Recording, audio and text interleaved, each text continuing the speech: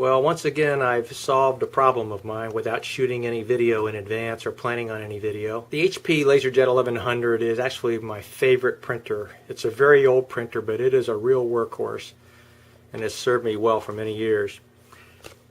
By the way, there is an excellent service manual available for the HP 1100, and you can get a free copy of it right here.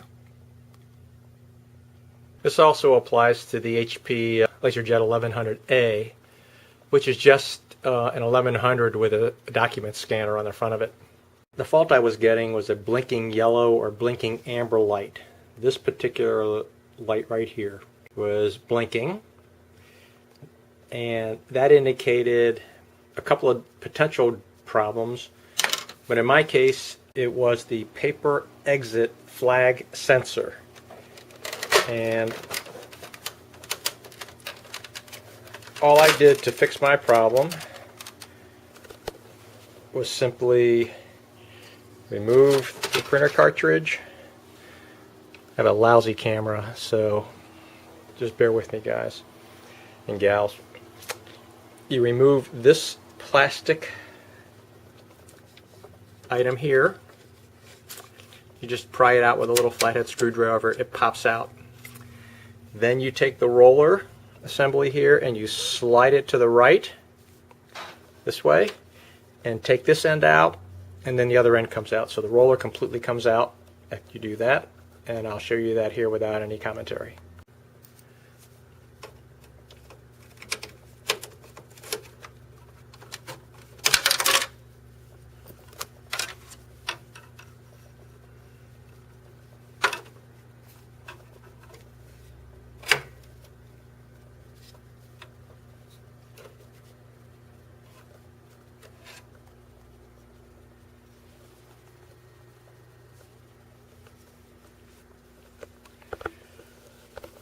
So that's all there is to that. Then the next thing you need to do is remove that screw and that screw on the fuser cover.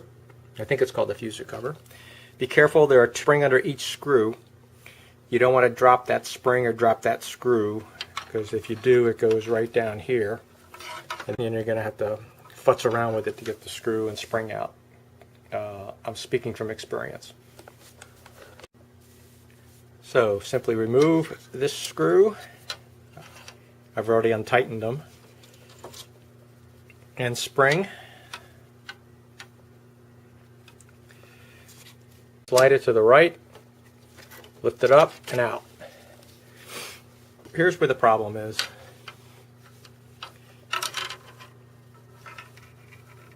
It's this little flag right here. It should be all the way up and it should spring back.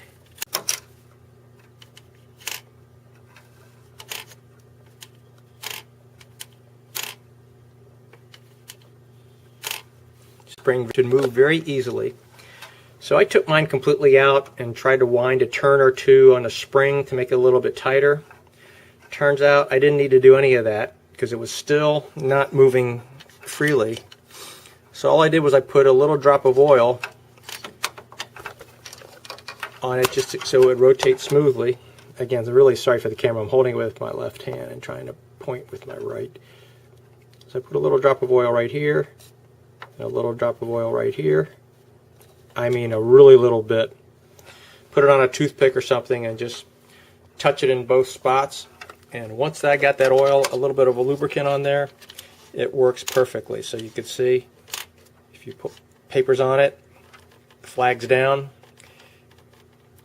When the paper goes by, the flag goes up.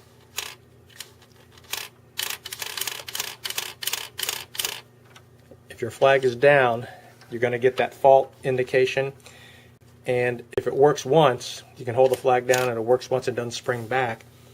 You'll find that the paper doesn't feed completely all the way through. As soon as the paper gets past this edge, it's expecting the flag to go back up, and if the flag doesn't return to this position, it stops the rollers from rolling. It assumes that you have a paper jam. So give that a try before you take that spring out, before you take this and try to tighten it. Just put a drop of lubricant on each of the two contact points, one on each side, and see if that doesn't solve your problem. that when you pull the flag, it should just release very nicely to its original position. Assembly is just the reverse of disassembly. Put the fuser cover on. Make sure it's seated properly. Slide it to the left. We slid it to the right to remove it. You slide it to the left once it's in place to install it. We have our 2 screws here. One here. And one here.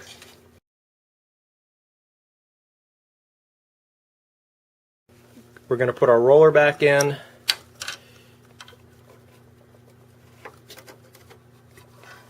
Goes in right side first.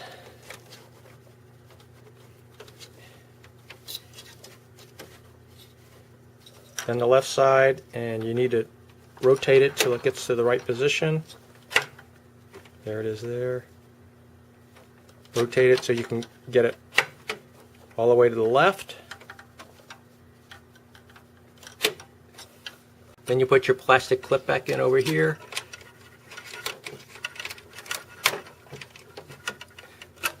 After you get the roller in properly, just put your printer cartridge back in. If it doesn't go in right, that means you've got this cover in the wrong spot. If it doesn't flow in there smoothly. So don't force your printer cartridge in. And you'll be all set. Again, sorry for the choppy video, but I thought this might help somebody keep real workhorse of a printer running. Thanks for watching. How about a thumbs up if you found this at all helpful or interesting?